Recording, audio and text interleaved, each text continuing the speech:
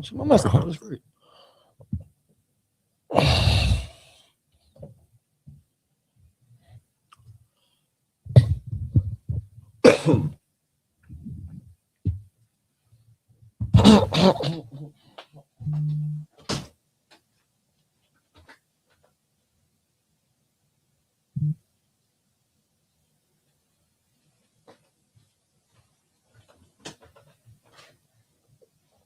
Alright, are we even live?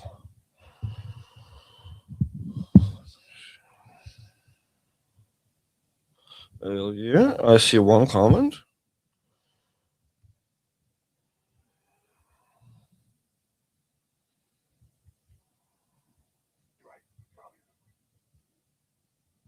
Alrighty, guys, we are live on Travis Bagent Unfiltered and everybody else without Travis Bagent or our guest himself.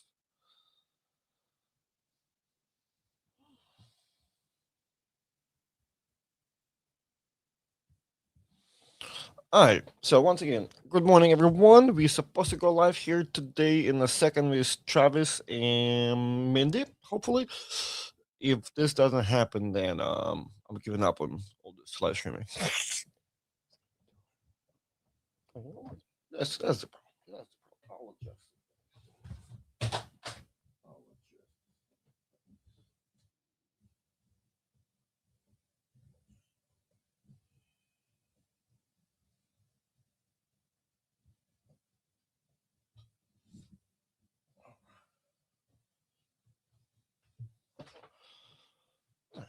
Nice. Way more realistic. Nice. Okay. All right, Mindy is here. Hello. Can I hear you? I wonder. Can you hear me or no? I can hear you. I can hear you, sir. Okay, great. What happening? What happening? Okay, Wait a second. This screen is somehow a bit messed up. How do I fix that? I don't know. You look pretty. I like it. No, I don't like it. Okay. You know you turn Borat. I don't like it. Okay, what's up? How are you? I'm good, sir. We are here being asked by the masses and by East versus West to finally revamp this podcast because Coach Trey's going to vacation, so we are here going to do a little bit of God's work, and we even have Travis Bagent at the house. This is great.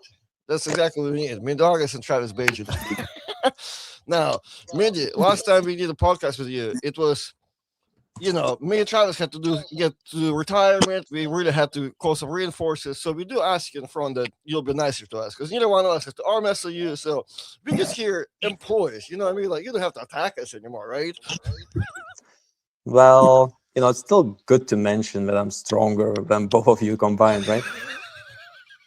Still good to I can remember. still beat you pretty easy, actually. Oh, come on, Travis. I know it's hard for you to believe, but I have It's not the year 2000 anymore. I did like 25 push-ups last week. Trust me, I've taken care of the Walter weights. Okay.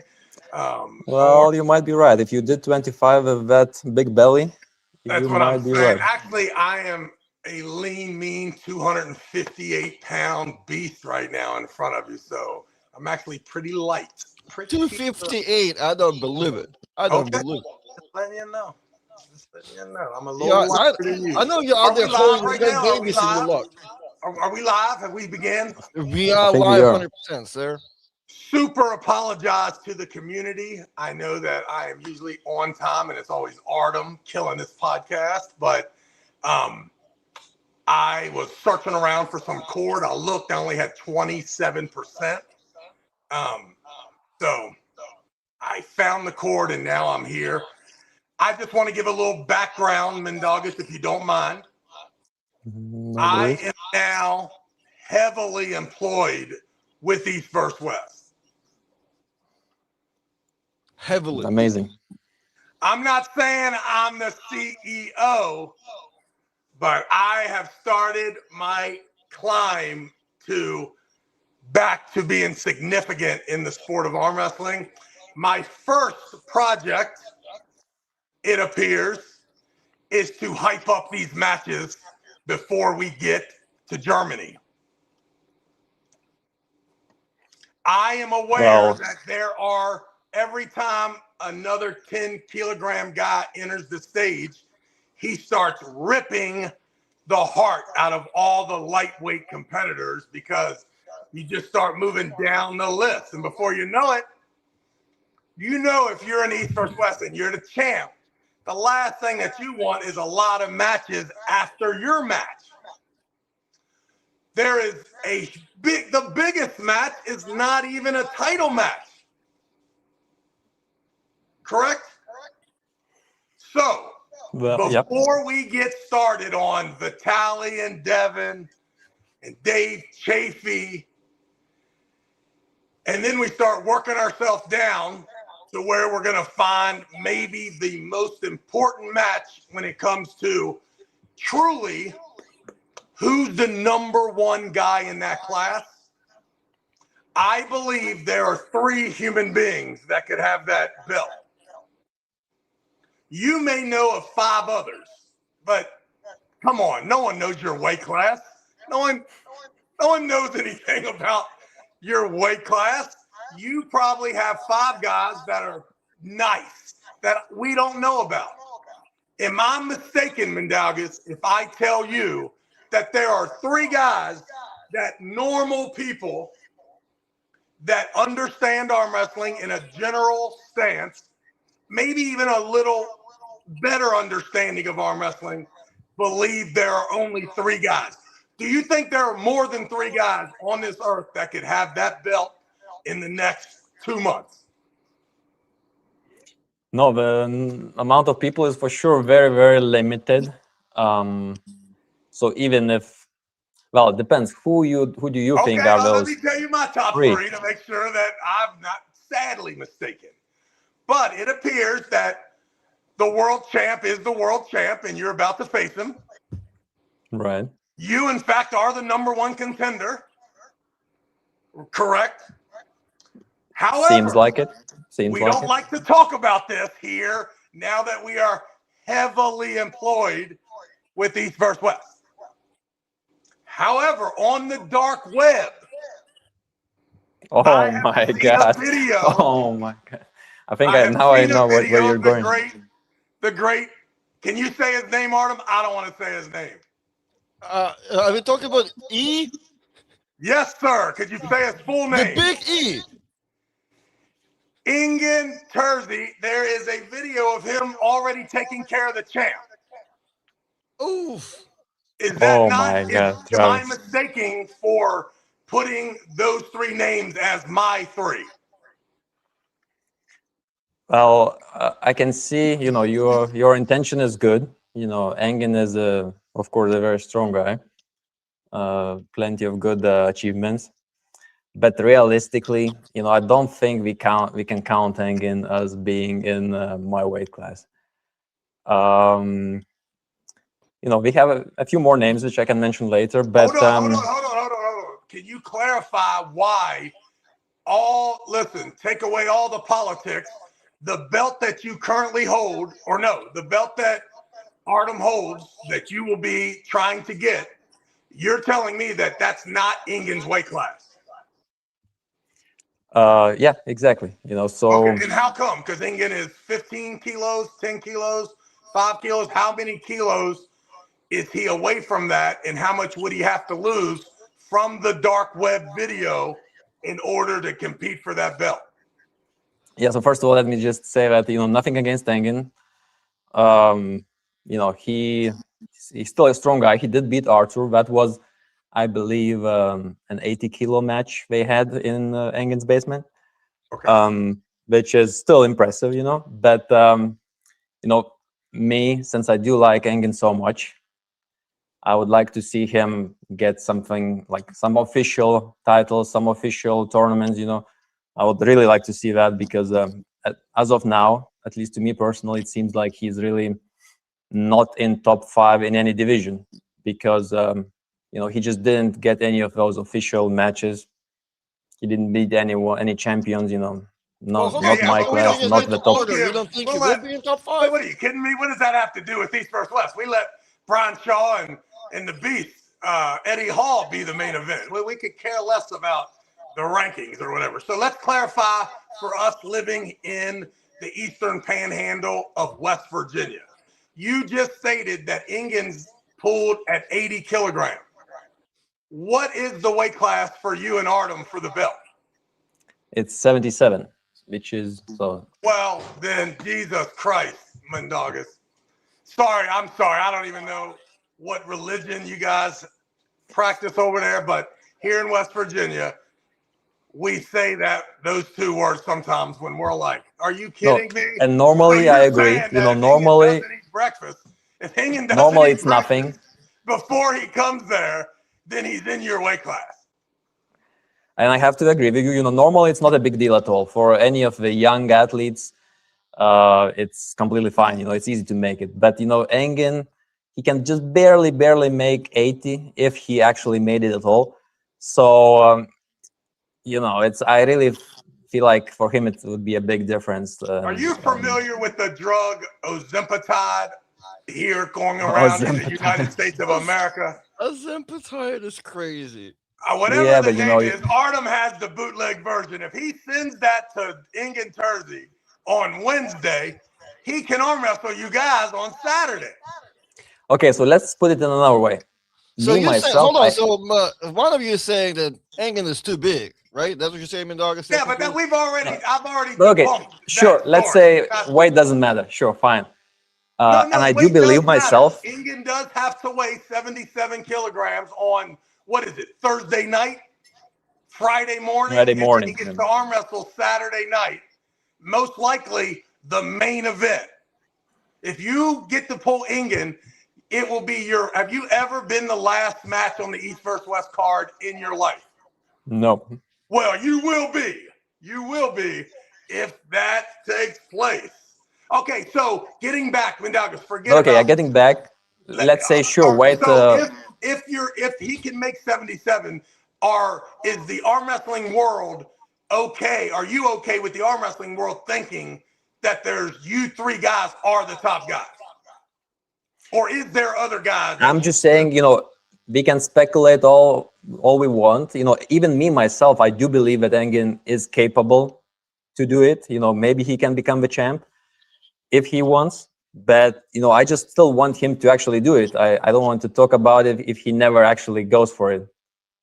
You know, if he keeps arm wrestling at his home, you know, it's fine. It's impressive, but I just want him to actually secure it and actually make it. Okay, now let's elaborate on the 2 or 3 other names that we don't know that maybe could hold that belt. Well, I just took care of Daniel Prokopchuk, who keeps winning these world championships every year. So that's a big name. We have a few more names. Before that match, there were 4. I would have had 4 names there, and the only reason Daniel is eliminated is because of the match that you just had. But I agree, right. Beast. And then we do have a few more names in Russia. I think Oleg Cherkasov is recently doing very well. But then we also lost quite a few athletes. They simply grew up and they are too big. So quite a few of those very talented. When you walk out on the stage, you look like you're too big for the guys in that club. No, I'm just a skinny dude. I beg to differ. Once the video shows just the table without seeing your legs, you look like you have in fact cheated, and you are 195 pounds is what it looks like. So very impressive on your end. Okay, so listen, I think that I have decoded this.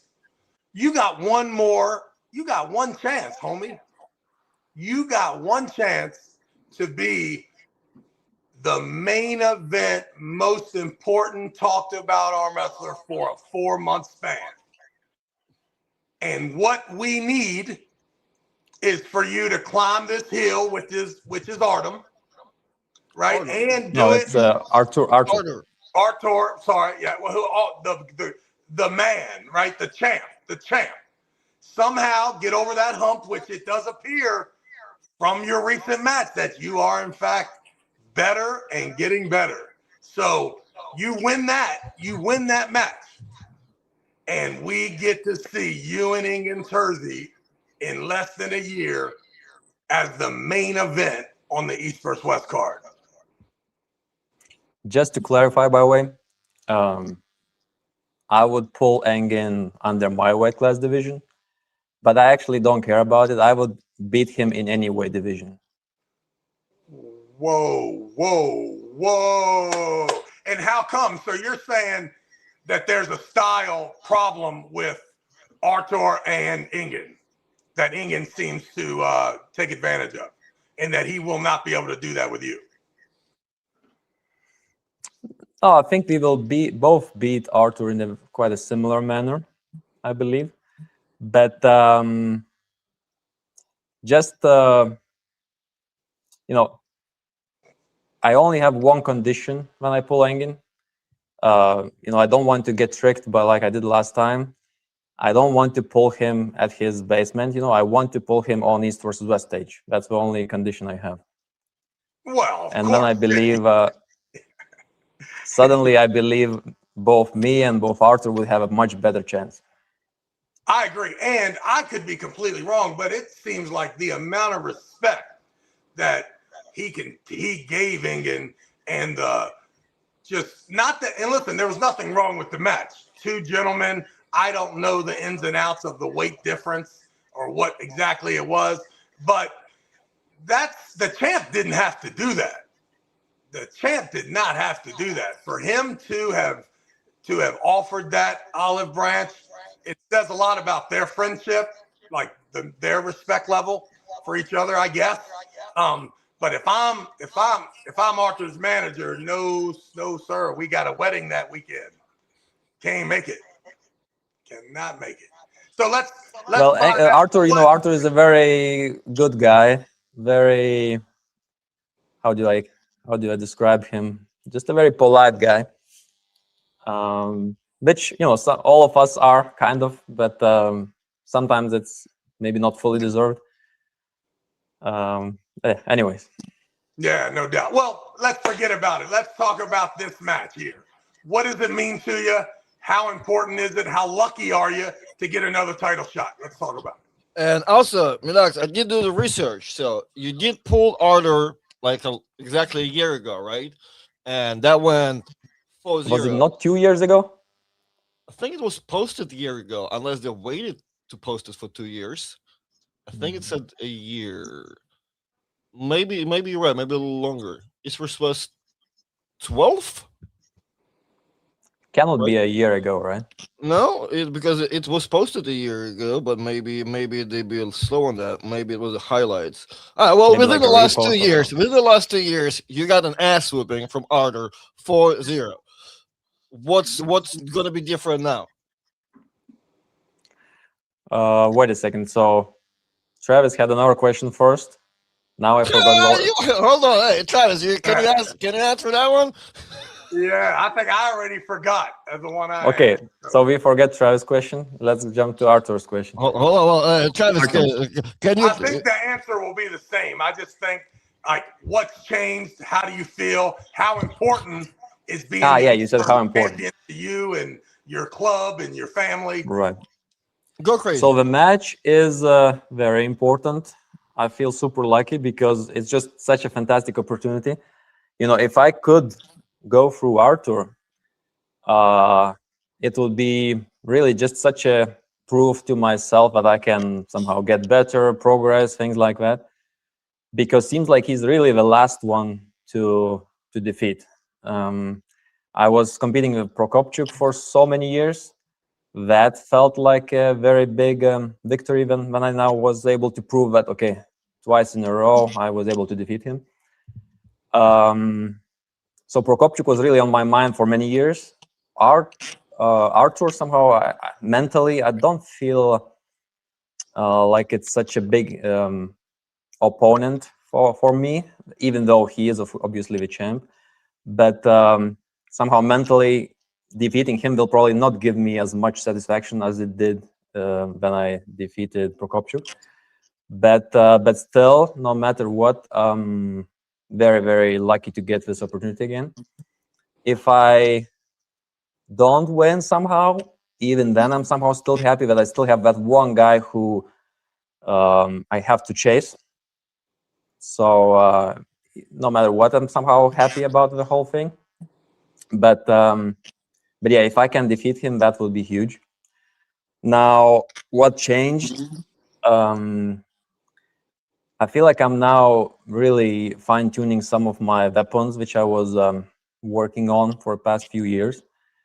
One of them is the one which I used against. Did he lose Travis?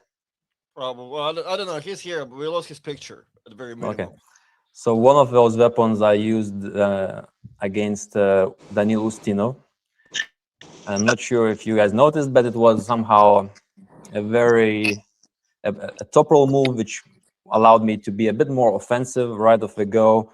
I didn't have to be overly defensive, so I was able to somehow improve the setup a lot, and now I'm somehow almost faster even against these super explosive opponents. So I'm pretty sure that will be useful. And then the other weapon which I think I will use is the one which I used against Prokopchuk, which is like a lot more side pressure now, involving some triceps. So just able to generate more side pressure. I feel like these two things, a good back pressure move plus ability to stay connected sideways, those two things combined should work pretty well against Artur. That's just my plan. We will see how it goes. Yeah, it seems like you start with back pressure, trying your best to just not get hooked and to do some, to just stop the match from just being all about power. Then all of a sudden you've learned that you can over rotate so much and then keep a guy in a match that you may not. And then the real trick begins. How much back pressure do I need to control the hand and the distance? But I don't want to give any more because I need the rest to ensure that the middle of the table sideways can really make this thing easy. And when I looked at Ingen, I felt like, once again, Artur was such a gentleman, but you could see the fact that as soon as that elbow came outside of his hand and he was able to stop worrying about any sort. And, it helps when your opponent, when you can feel that their containing power is now them holding that limp wrist from just totally collapsing. And then you can kind of let off. And I saw that a lot with the dark web match. And I saw that with you and Daniel much more than I did, your prior match with Daniel is once you can manipulate the hand and wrist, now it's how can I do it without losing my balance and my stature and my posture? And your posture looked way better there. And Artur, go ahead. Yep. You can comment. No, I was just saying that and Artur is just such a special opponent because he has those genetic advantages where somehow his hands grow or his arms grow more than they should. Plus, on top of that, of course, very skinny legs, same like here, but the left side of his back is completely missing. So a lot of muscle mass is just doesn't exist, which allows him to fit into the super lightweight class while still having a lot of power in those arms. So suddenly the situation is weird because normally people who are in hooking, people who are willing to grip a bit lower, they would maybe not be strong enough anymore for me to, I could maybe say, okay, you gave a lot of lever advantages by gripping me low. I can now win against you in the hook. I can go sideways without. But now Artur is so strong. He can still grip me low and maybe still beat me in the hook. So that's the challenge, like he really negates my low hand technique, which I normally use against everyone else. So he's kind of forcing me to now do something else, which I think I can do it.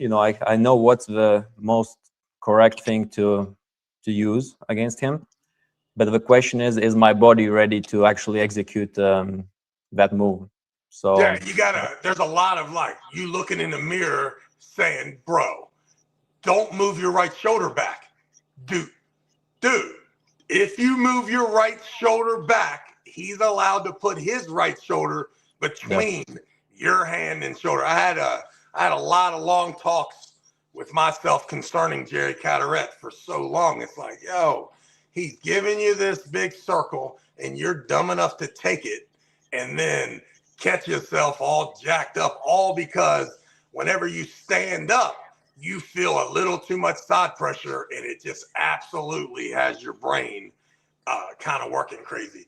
Well, I think the match is going to be awesome. I think that you bring a lot to the press conference and, to that division. And I am selfish. I want you to win hard. I want you to talk yourself into matches that you don't win. So maybe you lose hard because it looks to me like you're definitely willing to take that notch up and see what's up with those third and fourth place guys that are in that division above you. And it's really awesome whenever a lighter guy can manipulate the grip enough to force these bigger guys, or at least these inside guys, to work hard. like Arthur. For you, but selfishly, I want to to see. I want to see like Arthur. I want to see the dark web match come Alexander. to East versus West. Is Engen not banned from East versus West? No, man. Never. If Not Jody and Devon are still allowed, why wouldn't Engen be? Hey, Minden, there's a question. I guess it's for you. Hypothetical. Your own money, 80-kilo weight cap versus Engen. How much will you put up your own money versus Engen's? Easy. My man, I'm bringing super shots for $8. I have a crazier question. You easy. I would put my car on it. You put your car in it. Okay. Oh, man. Robert Baxter, you heard it.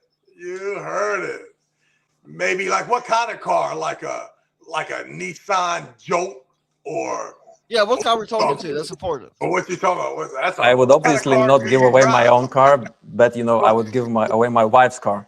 Okay, what's your wife driving then? Because we do have to replace it anyway. It's a Kia Rio. Oh, that's great. All right, Kia Rio, a couple $1,000. We good. It's a good bet.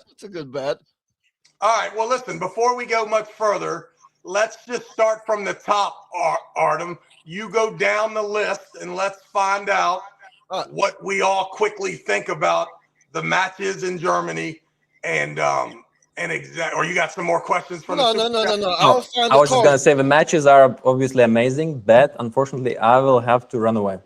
Okay, gonna go already? Yeah. All right. Well, my man, we're excited. We are excited. You may end up being the champ, and I tell a lot of people, arm wrestling's been great for a long time. If you're one of these guys that somehow gets to put this belt around your waist, you're a pretty bad dude, in my opinion. Yeah, the level is really high. Are you guys coming to Germany? I know Travis is coming. Travis is. Yeah, I'm not. I had enough in Vienna. I think. What kind of a trip for this is you? Is this an easy trip for Minduagas? Sorry? Easy trip for you to Germany? Yeah, very easy. It's a 1 hour flight. Oh, nice. Yeah, it's a beast. Yeah. Hey, so before you go, just what's your favorite match on the card besides yours? What's real one you want to watch, if there's one? Super difficult to choose. Maybe it's gonna be nice to see Samushia getting really challenged by that Ukrainian guy. You think Manifesto. You're gonna get challenged? I think he might get actually challenged this time. Okay, all right. That's a good one. That's a good one. I respect that one. Okay. Nice. But yeah, obviously, all of them are amazing. Devon versus Larratt is going to be nice. Yeah, for sure. What do you think? Any chance Devon loses? I hope so. That's awesome. I'm so torn.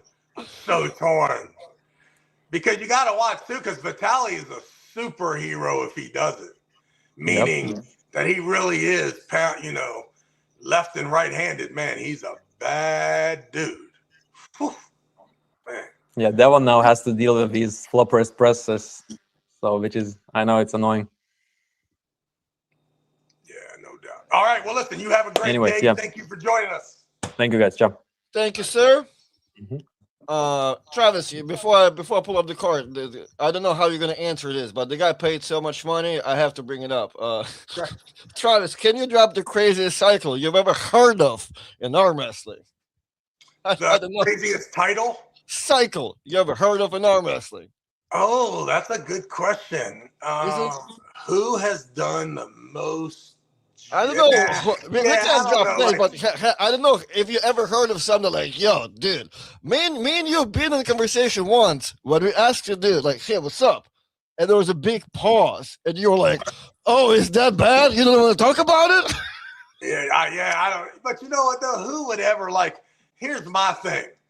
If you ask a man, a few questions, I just feel like that immediately he is prone to lie.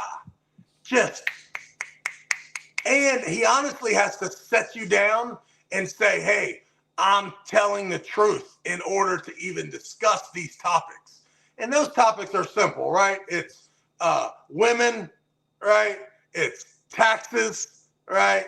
It's money, right? It's definitely your steroid use. Come on. That's like asking you if you're gay, Artem. It's complicated. It's very complicated, man. It depends on the side of the month. If me and Travis Bagent at the bar. There's layers to the whole thing. Listen, every time me and Travis go to some raggedy bar and he's pointing at the woman, he's like, yo, dude, look at Adam's apple. It's all you. Man, Travis, what a blessing. Thank you, sir. Thank you. I'm assuming that Jay Cutler and Ronnie Coleman and Phil Heath, those guys have, in fact, done some things that probably none of us that have ever dabbled would even think about. So, but I do not have an exact answer for that. But come on, who's telling you the truth about steroids? Okay. I know one guy, he would get a cycle from somebody that on paper, he'd tell his buddies to do it, and then he'd wait 6 months to see if they died or if they got stronger, and then he would do it after that. So come on, man. Who's telling the truth about steroids? Nobody. Nobody. Lance Armstrong. Listen, I would have went to bat for Lance. Lance was juiced up too, so it's all good. Man, can't believe nobody. Well, listen, here's a little bit of the card. We can start. Can we start from the bottom? Start from the bottom. No, No, never start from the bottom, because then we don't get to the top, and when we get there, we have no energy. Right. Devon Larratt, the Tyler Lawlerton, man. And I've been telling Ingen that for years, and he wouldn't listen to me. Now I'm in control. Now I'm in control of the media. Let's go. All right. Well, we can just highlight it real quick. We don't have to talk about all in details, but we do have Devon, Vitaly, Brian. Devon Vitaly. That's a great place to start because it's super easy. It's super easy, right? Let's go. Yeah. Well, how easy it is. Devon Vitaly is the easiest match in the world to predict. All you have to do is go back to common opponents, right? If we watch Vitaly pull Dave Chaffee, if we watch Vitaly pull Michael Todd, if we watch Vitaly pull Hermes Gasparini, right? It will tell you that, and then you rewind and you watch Devon pull Hermes Gasparini, Michael Todd, and Dave Chaffee, and you easily come to the conclusion that the Canadian super heavyweight is in fact the number one contender or the champ in every class between 131 and the super heavyweight. So that makes him 6-time number one contender and or champ. That's a crazy amount. And that's just the way it is. And nobody likes to talk about it because it sounds terrible for the rest of us.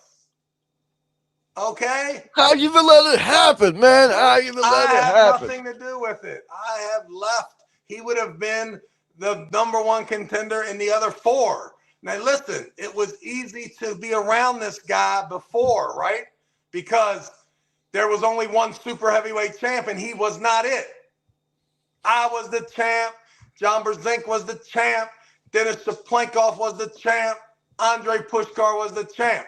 Devon has always been, just about always, the 231, the 242, the 220, if John, depending, there was a time when that changed. I don't know what date, but he's always been the champ. But when the big money came, there was only one class below the supers that he could make. But not now.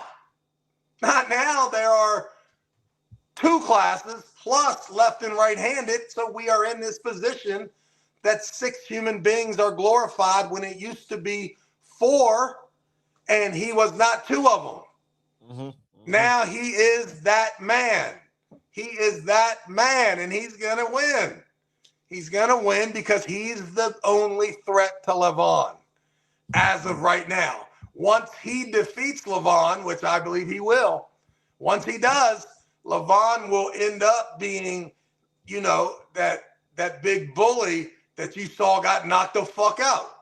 And then once you see him get knocked the fuck out, you're like, man, I'm going to knock this motherfucker out too the next time he says something stupid to me. And then all of a sudden, there will be other people that are able to deal with Levon. Now, I could be wrong.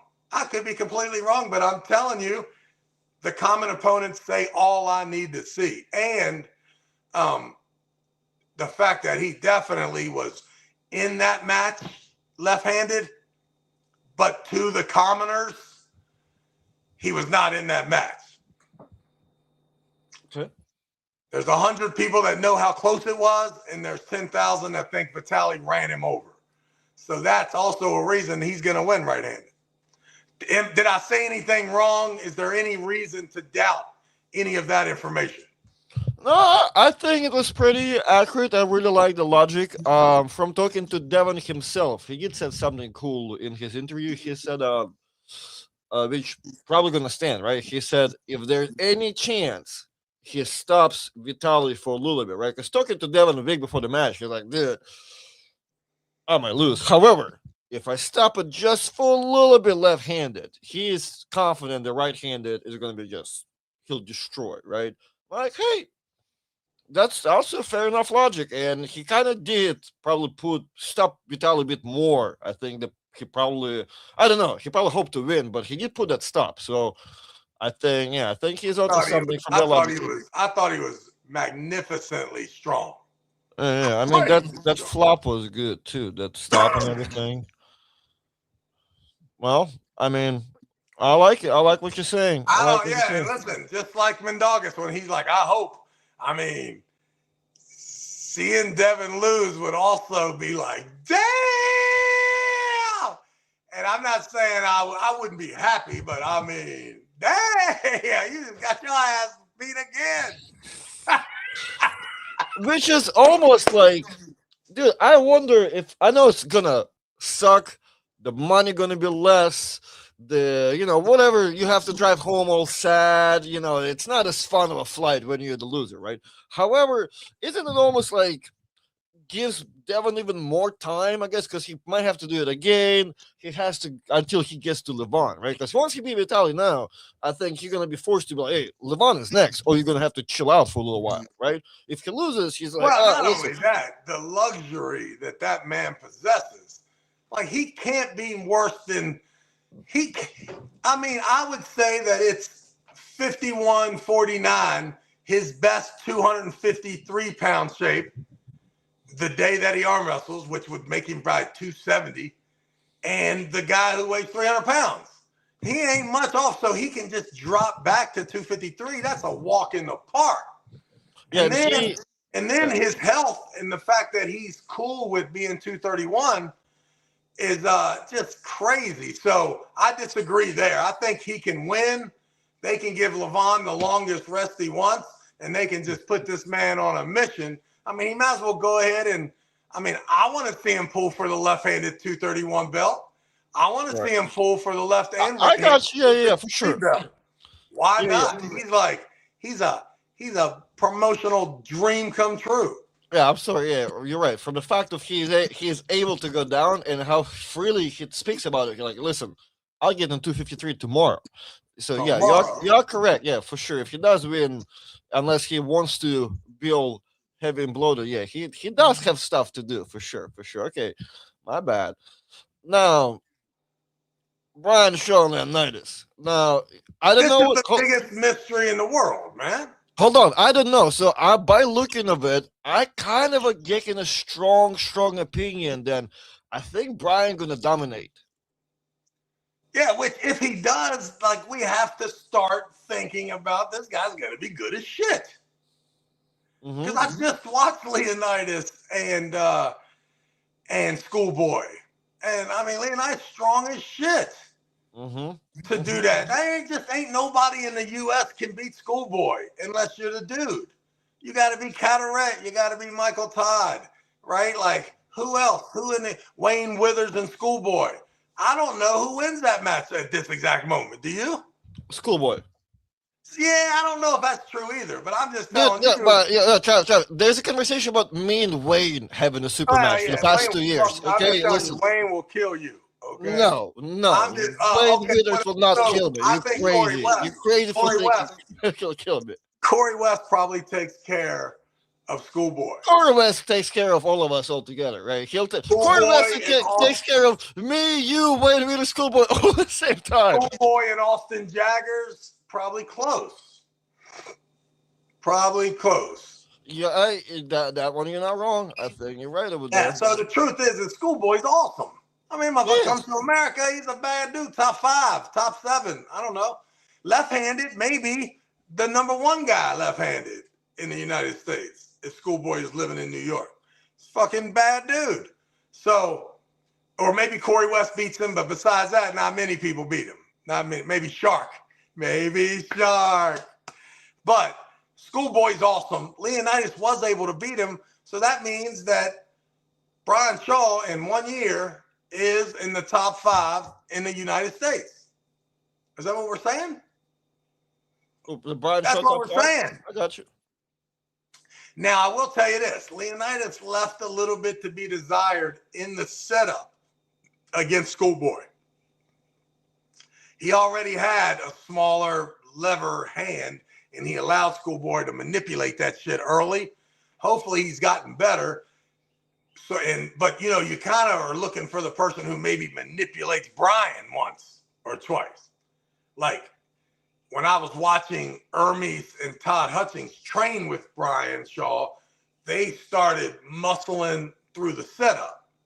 And then you could see there wasn't a good angle for my man to win. When I watch, you know, Leonidas, if he's going to just put half his little hand in there and Brian's going to come over top with that big club, maybe it won't be close. I don't know. If Brian Shaw just kills him, we gotta start, you know, whoa, hello. And you know, do we get the truth from Hermes? How bad can Hermes beat Brian Shaw right now? I know. Did you watch any videos? Yeah, I did. What do you look like? Good. And then nobody pins Brian. They let Brian pin him. Now they claim they let him pin him. I don't know what the hell's going on, but it's astonishing to me. Is he just killing him? No problem, or is this a problem? Brian Shaw's a problem. I don't know. Yeah. I really do not know. I just want to see. I feel like if he has a problem, if he's coming out, we got to see him. Like I said, if he's up there after this match, we need to see him against somebody who's like arm wrestler. You know what I'm saying? Well, I don't know if that's true either. Like, why not? If you're Brian Shaw's manager, Come Sure, on, I'm man. just saying, like, to me, it's an arm wrestler. This match that we're talking about is as stupid as it can get, right? We're talking about the guy coming up and another barely arm wrestler dude from Germany. That's a two random people to me. So if Yeah, you're I know talking it about Brian was Shaw random. being It like was an random. athlete, It arm was wrestler, random until he ran through Schoolboy. And then it was random until him and John Brzenk have the greatest match in East vs. West history. And both of them motherfuckers was trying hard as shit. I guess Schoolboy and John. I'm just saying from the perspective of I don't like Leonidas is like awkward. You know what I'm saying? Like I think arm wrestling wise, he's strong as shit. But I don't know, like he's not a committed, beautiful European top roll type dude. You know what I'm saying? No doubt, no doubt. So that's what I wonder. I guess you're right. Leonidas is more I'm just credible. telling you, if Schoolboy's top 7 in the United States, top 2 left-handed, and he loses to Leonidas, and Brian Shaw acts like that this is no problem, then we got to start thinking about the fact is 2 years from now, Brian Shaw is going to be pulling Devon for the belt. Yeah, I can see that. Also, there's something to say too that I think Schoolboy performs terribly on the super match stuff too. I feel like tournament wise, he also cracked a lot of these dudes by just looking how he competes because he seems to lose lots of super matches. His right arm is not as good as his left arm. His left arm is pretty fucking awesome. Yeah, he's better for one arm for sure. That's the whole time. That's the whole point of him, like Alex Boardman talking shit. I think right, like it's right versus left. Yeah. So, yeah. I got you. All right. So who you betting your money on, Brian? Ah, man, I've got it like $10. $10. 50-50 with no information, and I'm going with the American, Brian Shaw. All right, Colorado it is, young man. Colorado it is. Yeah, I'm going with you right there too. Boom. Ooh. How weird is this getting now? Oh. Come on, man. All right. Ooh, Dave Chaffee, Ivan Matyushenko. For everybody who thinks I can't pronounce Russian, sure, it's Ivan Matyushenko. And Dave Man, Chaffee. this is awesome. This is so, like, Matyushenko, I believe that, like, guys like me that are just super top rollers, outside guys, this guy will hook us. He just will. Mm-hmm. He will hook us. And the problem is that Dave Chaffee doesn't possess that snapping hook, right? So Dave Chaffee's susceptible to getting top rolled. So when I attack Dave Chaffee's hand, I know once I get it, I'm going to win, right? So there's the attack. With Matyushenko, you're not going to be able to take his hand. How straight can you keep his wrist without it just being straight cupped in there, right? But it's going to require top rolling him is beating him without him getting in the hook, right? And then you have the fact that Dave is susceptible of being hooked. The problem is this dude is strong as shit if you come towards him and try to hook him. He's got this great fallback hook sideways, and it's nasty.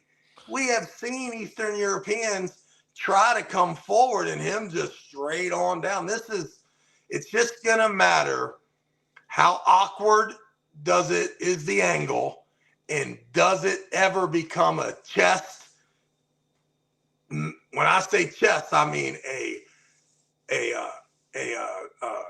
pec ligament situation where Dave Chaffee is 1 inch from the pad and he's got his chest, his upper chest, even with the table, and he can't quite pin Matyushenko.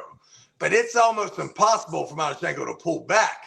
It's only for Dave to foul off the back and then eventually not even get to that point before it's all up in high in a hook. And I believe that once that match stops in the middle of the match in a hook, that Matyushenko will be holding and playing defense, and Dave will continue to surge and run out of gas. So this thing, it's like, when does it happen? Are you up 3-0 before? Is it the third match that puts you in a weird position so you don't need the fourth match? What is it? It's best out of 5, right? because there's no belt. Oh, no, there's a belt. Yeah, Dave's got to handle him without taking too much. I tell people all the time, every match or every series, each competitor has a budget. Wins and losses determine how much of that budget is taken. Wins take gas too.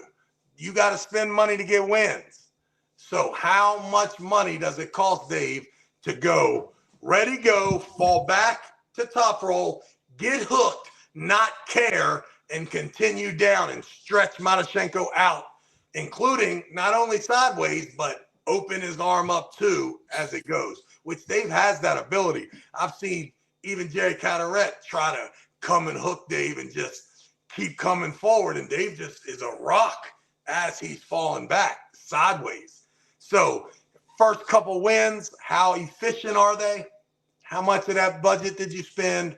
And then when will your elbow run out of room back and you not have him quite pinned yet? It's going to be interesting. And then you think about the flip side, which is Matyushenko dominating speed-wise. Just absolutely fish grip control, ready to go, boom, boom, pow, pow, right? That's in the mix too. Dave's just so big and his hands so wide. I feel like just a little bit of pointing those fingers towards Matyushenko and then just making a fist. He could be far away from Matyushenko, which would make it hard for him to come all the way around. So good match for everybody. Super rooting for Dave Chaffee. I'm going to go 5-1.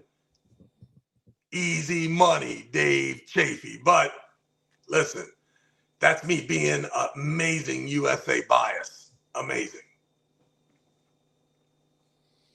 Okay, well, I will just say that Dave pulls kind of like you, just less coordination. It's fairly similar. I wish that I had his tools. I wish my hand was the size of Dave's. And Really? Okay, right. Dave's hand size allows him to grip things and move them.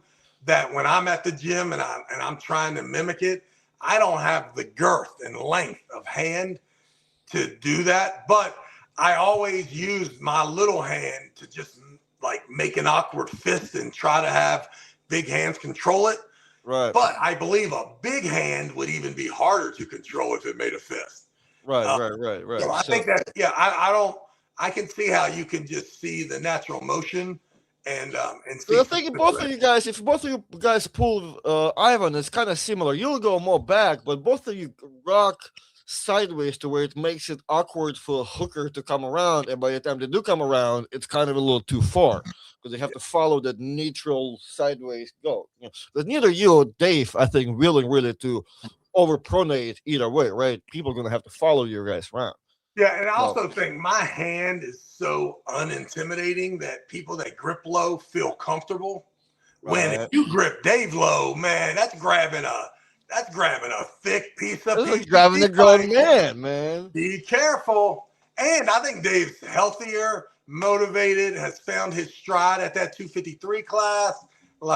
And this is a good match for him because Matyushenko, listen, he would be a nightmare in the United States. Starting Florida, up and down the seaboard, all the way up and down through Chicago, Dallas, Denver. He'd beat everybody. Everybody would be in trouble.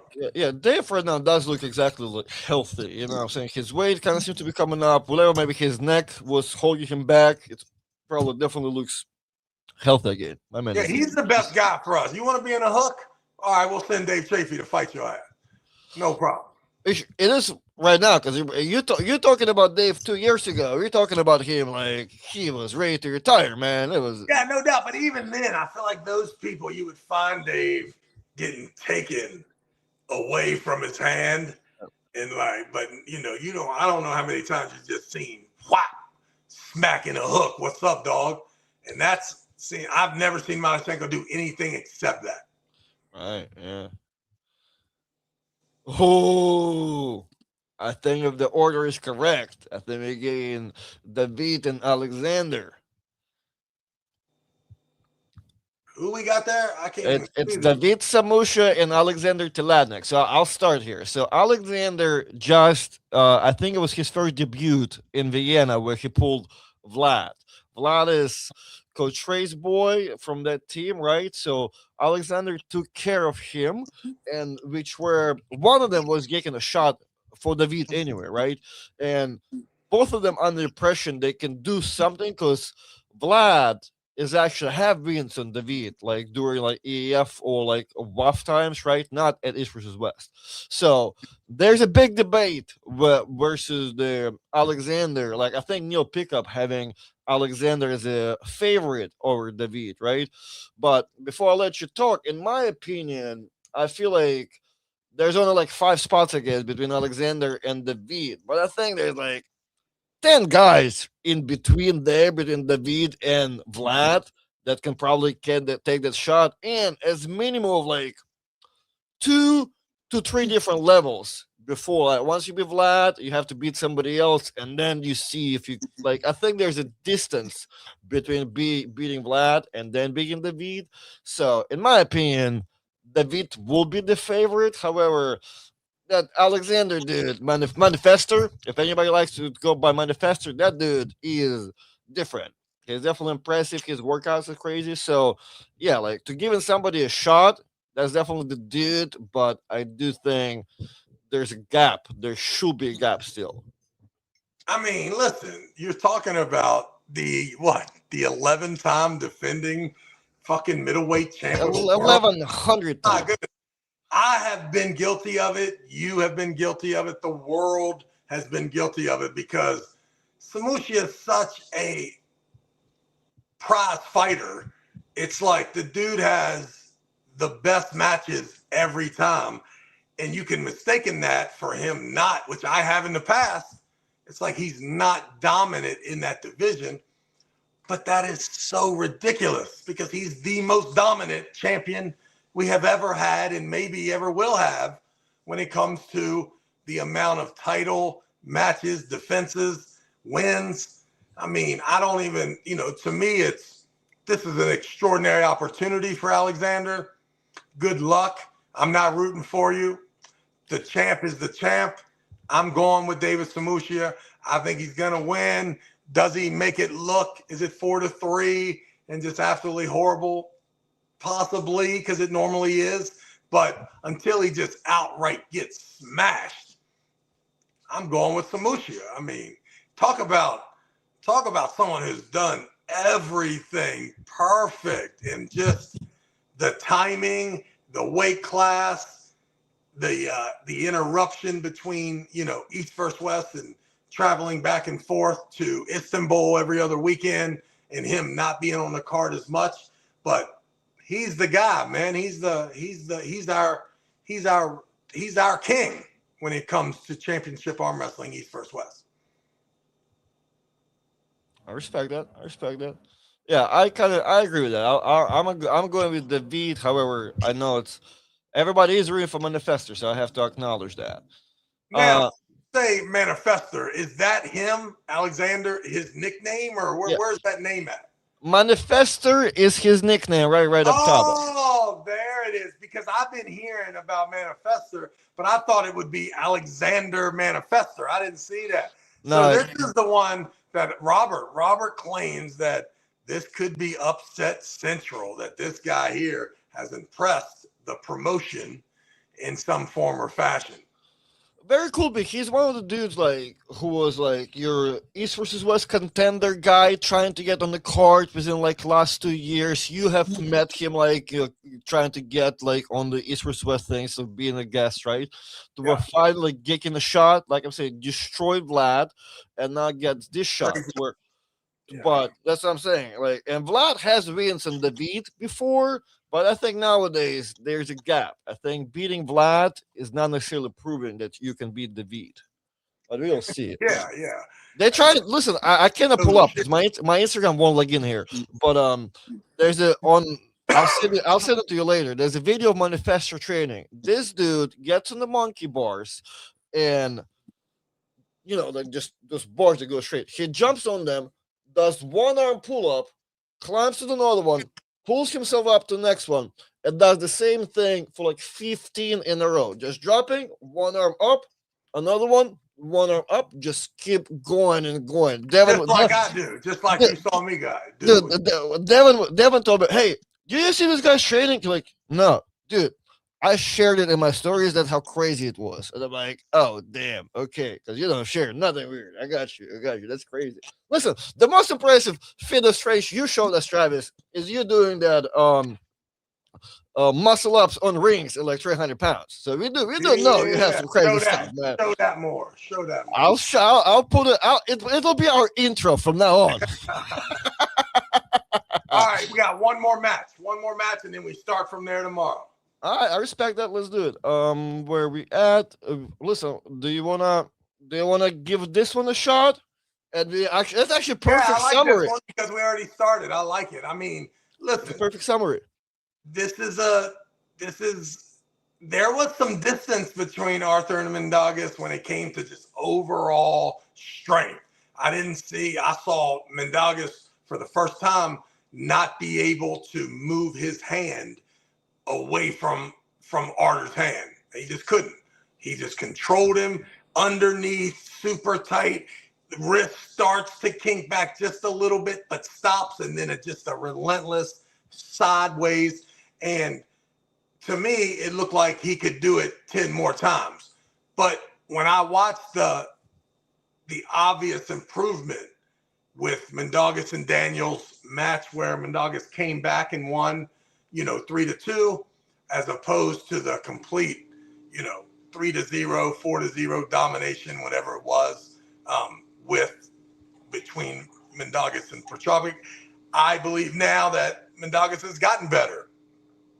And like it or not, watching the dark web match, it's just like I told you. Once you see the bully get knocked out, you start to think, I can do this too. So I think Minduagas has a much more of a chance. It's still close, but maybe we could see that 4-3 bloodbath in Minduagas, just like he did with Daniel, to getting over the hump. So I'm going, because Minduagas is a little slick with his voice, I'm hoping Arthur wins 4-2, but not surprised if Minduagas pulls it out 4-3.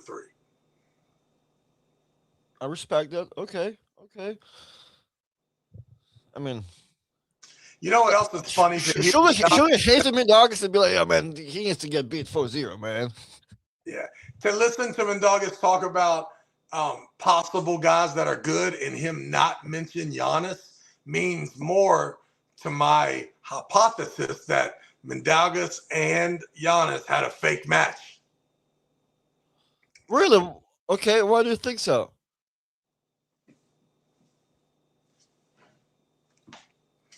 The position changes were just come on, like two kids dancing out there, two talented dancers. Now, I could be wrong. But if that wasn't fake, then how could Giannis not be a contender? Well, to me, you know what? I also feel like Daniel Prokopchuk is like in that thing. It should be forever, but like because he took care of him, he was like, Daniel is not even in the conversation anymore.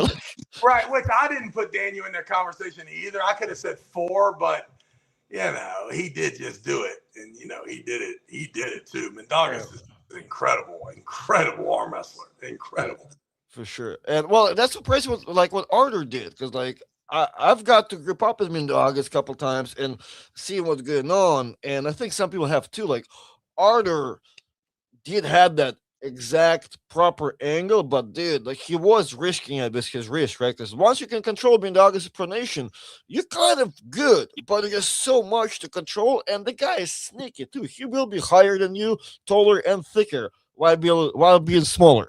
Well, and Minduagas made an interesting point that to him the Ingen Arthur match wasn't real for various reasons, right? The basement, the weight, the fact that the weight that was supposed to be wasn't the weight they actually pulled at. Not that there's funny business, not that Arthur and Ingen did not know everything, but if Ingen were to show up at 77 kilograms in that building, does he look significantly different?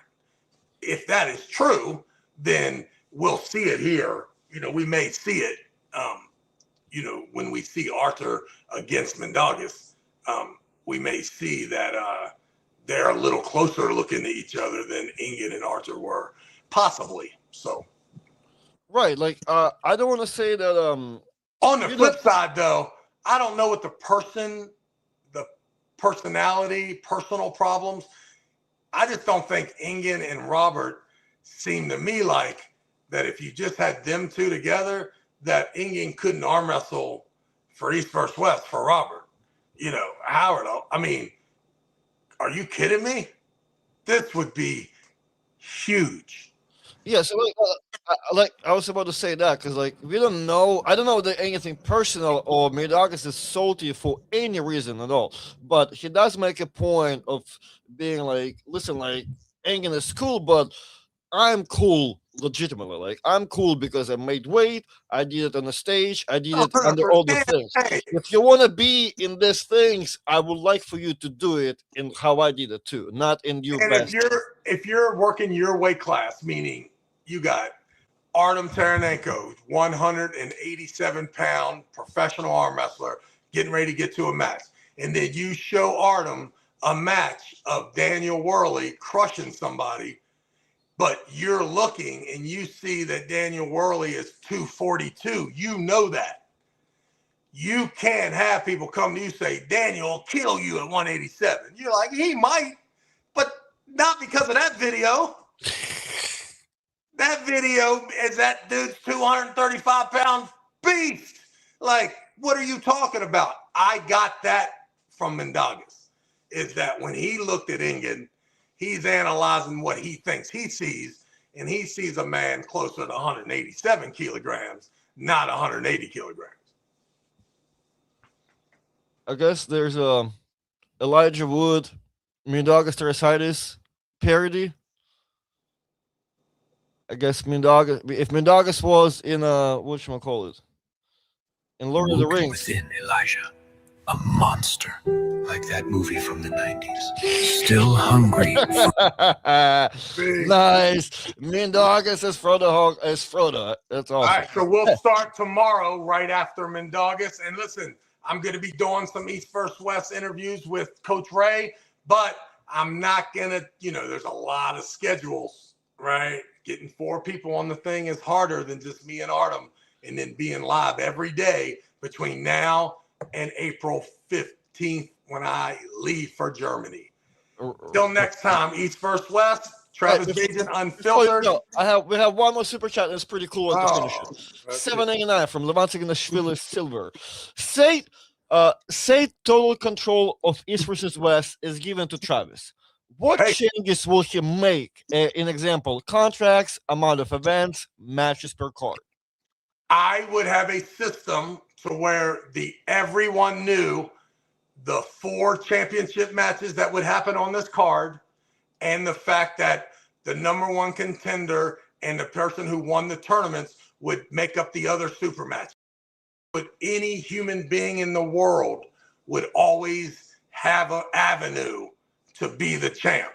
It wouldn't be situations where guys pop up and all of a sudden they get a title match. But I'm not saying that the way to do that's not okay. The way they're doing it is working. That's one change I would make. Another change, I would definitely get to the running foul as soon as possible and stop these matches from being stopped. But besides that, I don't know. Probably not that much more. You're the running fouls? I would make the tournament crazy awesome. But you will do running fouls? I would do definitely running fouls. I would go straight arm wars and start training everyone. I would have 1 head referee with 2 side referees right over top of the head referee's shoulders. There would be no down ref. There would be cameras and then a ref behind the camera, and we would only stop the match after someone gets pinned or there's a catastrophic reason. Those are all explained in the running foul system. But that's what I would do. It's not that it's any problem with any system or whatever. That's just how I would do it. I I would never allow someone to get out of a match with a foul. You can get another match, and I think that we have too many matches when it comes to one-on-one competition that end 4-0 and 7-0 that could have easily ended 3-2 if they would just make everybody accountable early with the fouls and not allowing people to. And also, too, if you hit the setup and you get good hand and wrist position, you shouldn't be able to lift your elbow up to negate that. What are you kidding me? This is the puncher's chance. You can't, right before the guy throws the haymaker, stop him because the guy knew he was going to throw a haymaker. So he said, time out. Time out. Come on, man. You gotta continue with that connection. Now you can move around and come back.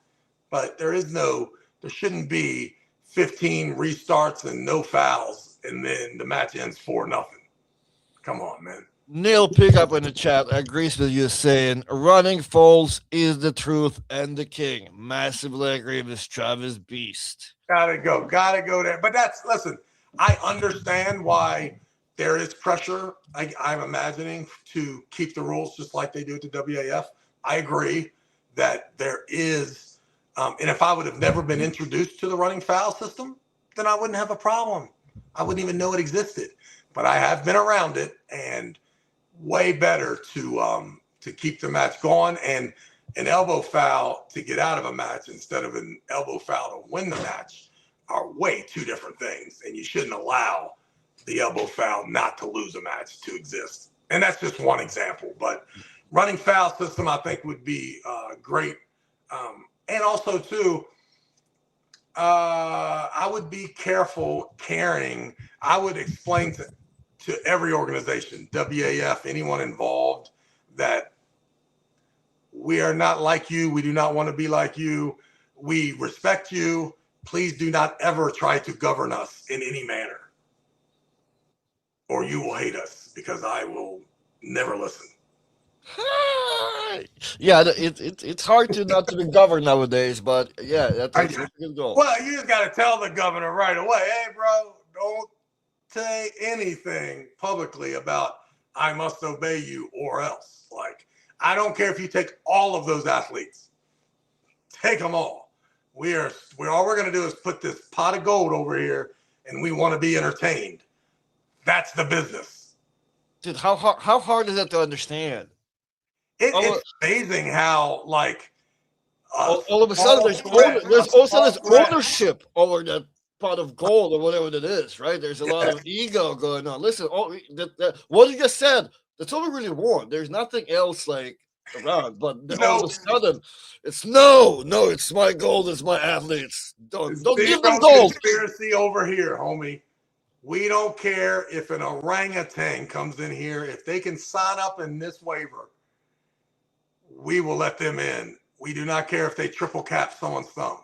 Don't talk about it. This is a message for everybody. We don't care what's your name is. If there's somebody that wants to put up pot of gold for your guys, let them have it. Let them have it. Nothing. And please continue with all the other organizations and offer as many opportunities to up-and-coming young arm wrestlers. And here's another thing about, if I was in charge, you can do whatever you want.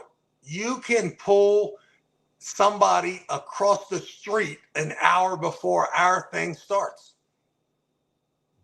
I would never acknowledge it. I will simply put the hand of the winner up and give them the pot of gold. And that's it. Like, I would never offer my oversight. I would never offer oversight. That's so interesting you said that, because it kind of just happened to me in a way. Because, like, I've competed in one place, right? And because I competed there, the results of it, for my next super match, I got a phone call. Hey, since you did this, and this, and you lost, we're going to offer you a third of the money we were offering you. And I'm like, whoa, that third of the money doesn't really cover my travel and everything that was supposed to get me to your place. So how about you stop acknowledging what I did in between and pay me what we originally agreed on? Nope. I have no problem with what they did either. I think you made a decision and they made a decision, and that's the result. That should be the result of your decision. Your decision should not be made before. But if you do arm wrestle, now listen, I disagree with them. You should have been maybe a little more transparent and let them know that this contract is this deal we're making today is a done deal, regardless of what I do. But if you left it open and they didn't think you were pulling there and they thought that you shouldn't, then that makes sense too. That's the cost of your freedom, is that everyone else is free too. Hell yeah. Well, what are you asking me to do stuff? I want the original deal, man. I want the original deal. You have every right to want the original deal. And if I'm them, I know that I don't have to give you the original deal. I'm like, oh, motherfucker, you just got your ass whipped. Everyone knows you're going to lose now. I was the only one that knew before. It's listen. Gladly, this story is in the past, and the original deal was honored, and I still won everything. We're good. Let's go. All right. Well, super happy to talk about East versus West every day. We'll see you tomorrow. All right, young man. Talk to you tomorrow.